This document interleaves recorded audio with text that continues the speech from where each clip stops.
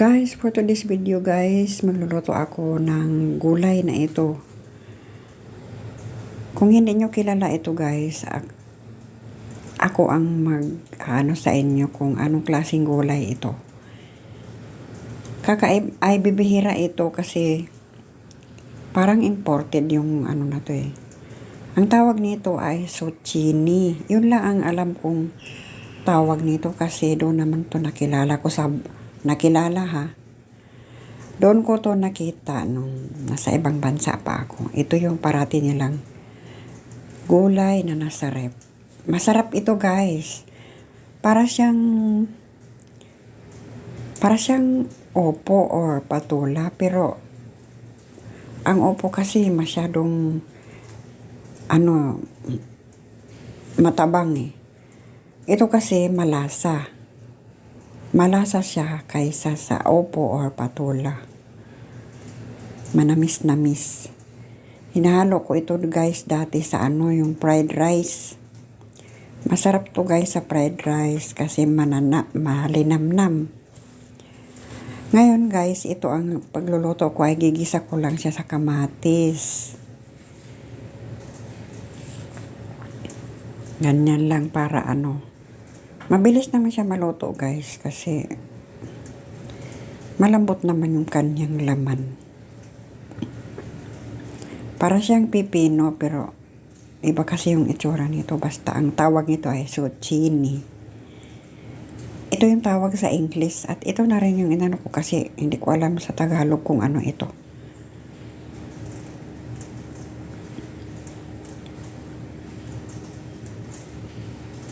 Bihira kasi ito dito eh. Yung mga ganitong gulay. Bihira yung nakakakilala nito.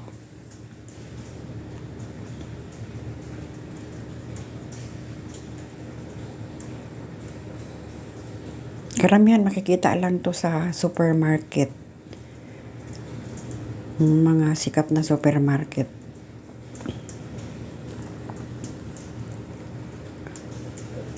Simple lang yung aking pagluto guys, ganyan lang.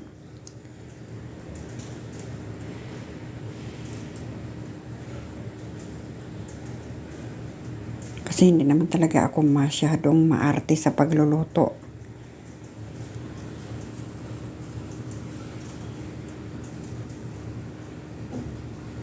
Ayun, ganyan lang. Igigisa lang natin.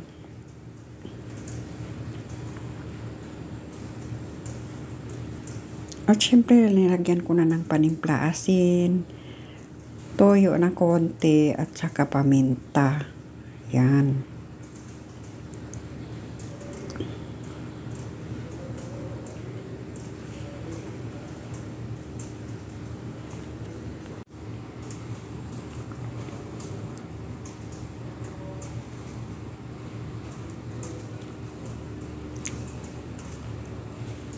Takpan ko lang siya guys para yung siya maluto na. At maghihiwa ako ng sibuyas. Sibuyas at saka bawang guys. Hihiwain ko lang to ng pinong-pino. Ito kasi yung gusto kong style.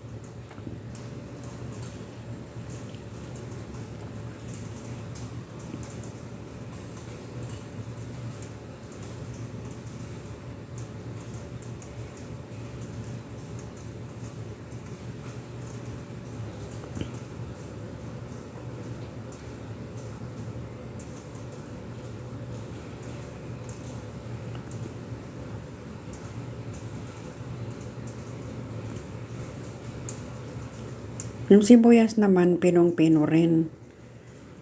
Para hindi na tayo gaanong muya.